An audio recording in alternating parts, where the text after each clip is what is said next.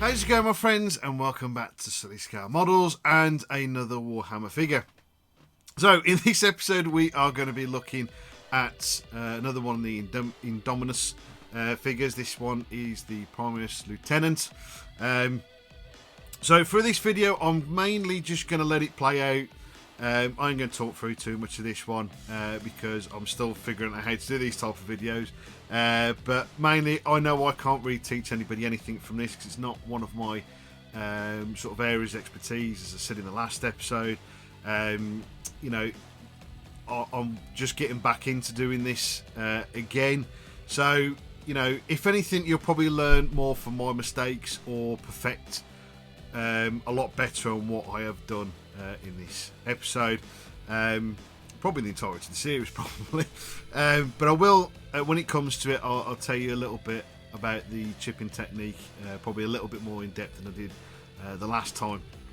So, before we get into it, grab yourself a brew and a bicky, relax, and enjoy the video.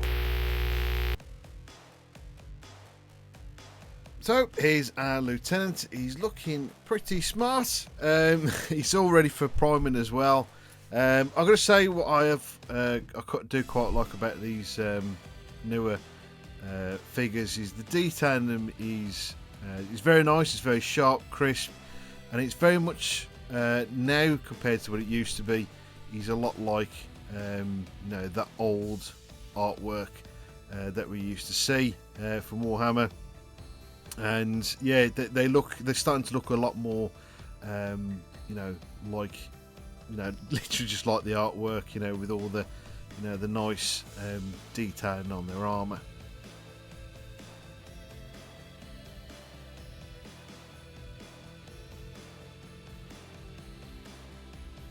So the colour schemes I'm using on these figures that I'm going to be doing are not from any particular chapter. It's just, you know, trying to do a sort of a mix of you know, different colour schemes, really. So to start with, I brushed him with a relatively sort of medium to dark green. Just sprayed it across the entire figure, and then afterwards, just to sort of give a little bit of kind of pre-highlighting or pre-sort of shade, I added a little bit of white and just sort of sprayed that from the top, so obviously where you get the light, you know, working down. It wasn't anything particularly or very blatantly obvious, really. It's just sort of something I was just sort of kind of trying out, and just sort of like, you know, where the light hits the top of a figure, you know, lighting it up from the top and just giving it a gradual shade down. And says this didn't really particularly do anything to really enhance all that much. Again, it was just sort of something I was sort of kind of trying out.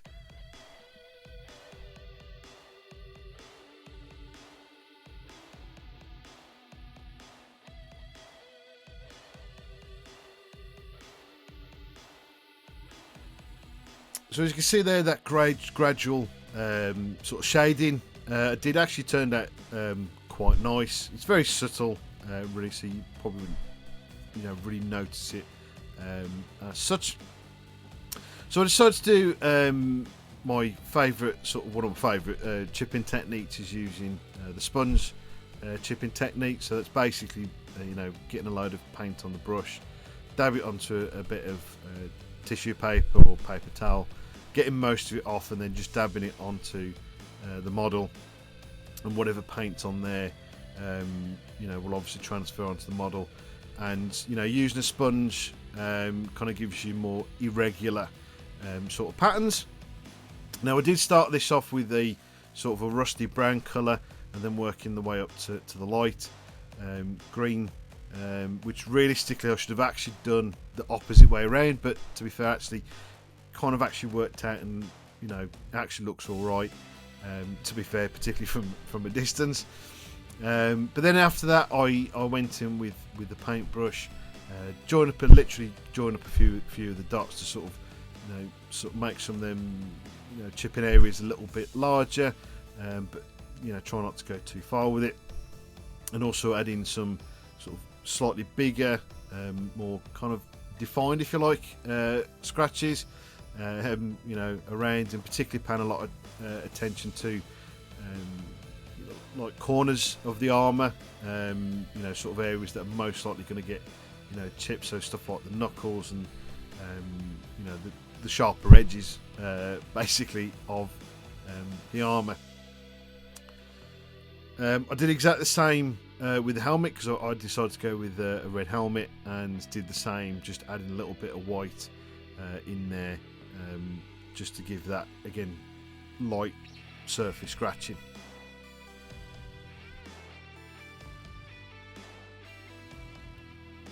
For the shield on his chest, I decided to try and do a kind of motif. This is not from anything in particular, it's just some I looked up some shields on the internet, and kind of like old sort of medievally type ones, and I've come across something very similar to this one. I don't think it really actually means anything or anything, but I thought I'd give it a go and try and do one thing I actually can't really do very well. He's actually freehand, but to be fair, in the end it looks okay. It's not the best. It says freehanding, any kind of drawing I generally cannot do, and it always just looks awful. But I thought I'd try and do something, you know, that was kind of straight lined, which generally, you know, you can use the brush, because most of the time, if you've got a nice brush, will give you relatively crisp lines, and you know, it kind of sort of sorts itself out.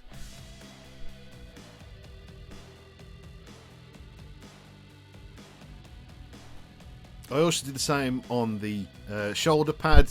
Didn't quite work out quite as well there. Sort of a bit of out of alignment. I was going to do the same on the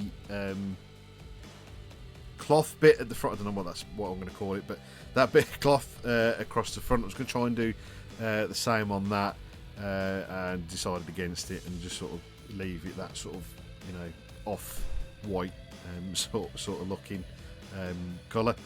As you can see there, the sword sheath there, as well as the pistol pouch, I did a very similar chipping technique to sort of more simulate sort of old leather rather than actual chipping. For the breastpiece, quite simply just painted it in a gold colour, and worked my way up, adding a little bit of white in there, just again to sort of highlight, you know, some of them sharper edges, to try and make it stand out a little bit. I also did the same thing across anything that I felt I wanted to have in gold, so sort of like those trinkets. Well, not going to be trinkets, are they? Relics, we'll call them relics. That sounds a lot cooler. So I did the same with the relics and these belt buckles and the end of the belt. I did exactly the same thing, so based it in gold and added a little bit of white and just sort of edged any bits, just again to try and make it stand out a little bit more. So we move on to the plasma piston, something I've never done before and always wanted to, but didn't really feel the confidence of doing it. And that was kind of like what they call object source lighting.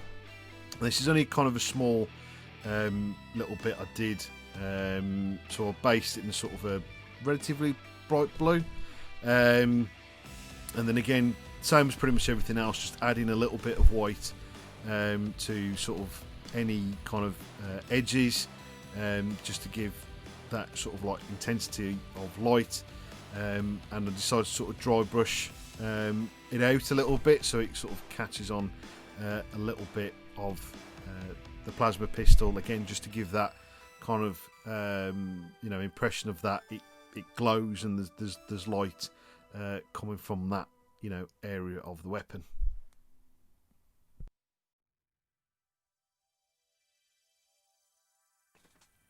So after that little bit of dry brushing, I added a little bit more of an extra highlight. It's just pretty much pure white, kind of around, again, all the sharp edges, again, just to give that a little bit of slight intensity in the light. And I think it didn't turn out too bad for a first attempt. I was relatively happy with that. Then afterwards I moved on with I was going to say a wash. I mean, it's actually Tamiya's accent panel liner. This is dark brown. Yeah, it's not it's not really a wash as such, but I used it as one. It kind of tones everything down, and like I always do, I like to try and make things look a bit, sort of older and grimy. I'm not really a big fan of clean. It's not really my thing. So I just gave this an overall wash, and I think really, to me anyway, it gave the sort of effect I wanted, that kind of aged look, and it also obviously it sits in all the recesses and picks out all the the definition I feel in all the recesses, and just to me it just makes it pop. I mean, that's more my preference, and I did exactly the same on the shield. As you can see, I attempted to do the lighting in the eyes. Probably could have done a lot better on that, I think, actually. Maybe in the next one, I can do a better job. We'll have to wait and see with that one. But again, I'm coming in with that panel liner again. Trying to get in all the recesses. Now, I didn't actually want it to touch the white. I actually wanted the white to be weirdly completely opposite of what I've just said, and being nice and clean, and just quite like a really bright white. Just I think just to kind of make it stand out. I think putting this over the top of it probably would have muddied it a bit too much. And maybe if I had, which I haven't, maybe slightly lighter brown. But again, I feel it picks out all the all the right areas and all the recesses. Slightly dulls that gold a little bit, and I feel it kind of adds a little bit more depth to it. But again, I'm happy with it. It turned out quite nicely, considering most of this was kind of just doing it as I went and just sort of basically winged it and just saw what come out. If it all went wrong, I'd just repaint it again. But fortunately, it worked out fine.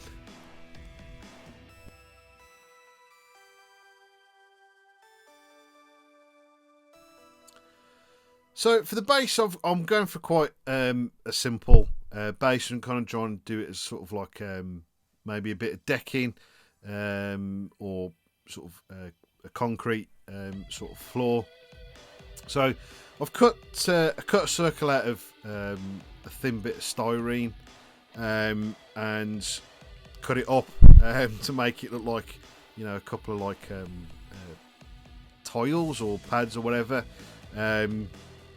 Again, trying to, rather than just having it too plain, just kind of add a little bit more to it.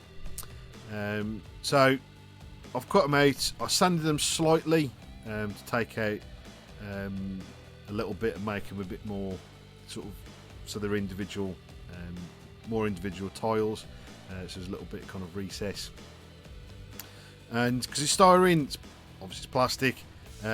Used a bit of plastic cement to glue those down to the base.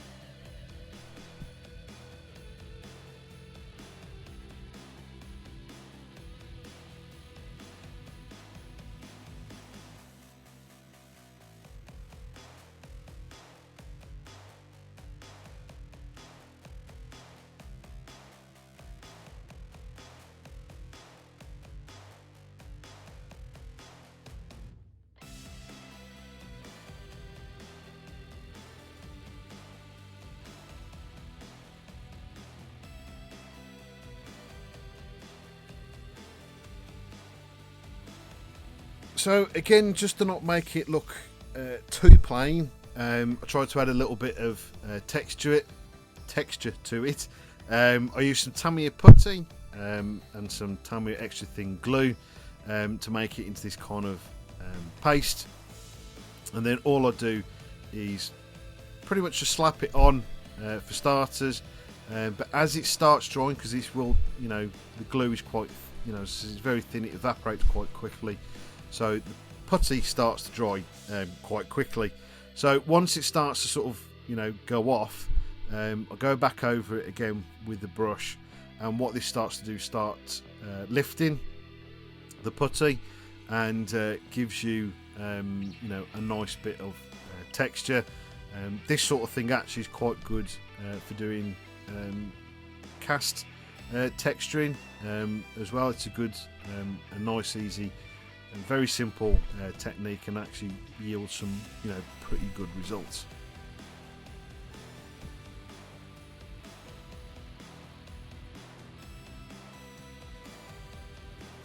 For the colour itself, I started off with kind of like a very dark grey, and just sort of worked my way through, adding a little bit of white as I went, and pretty much did this all pretty much continuously while it was wet. So it's kind of more of a wet blend, really.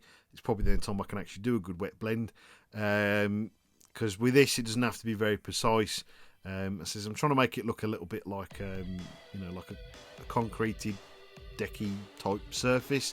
So again, didn't have to be like perfect, but I felt just you wanted a little bit of colour, and slight modular, and not modular, just changing it up a bit, so it's just not like a flat colour.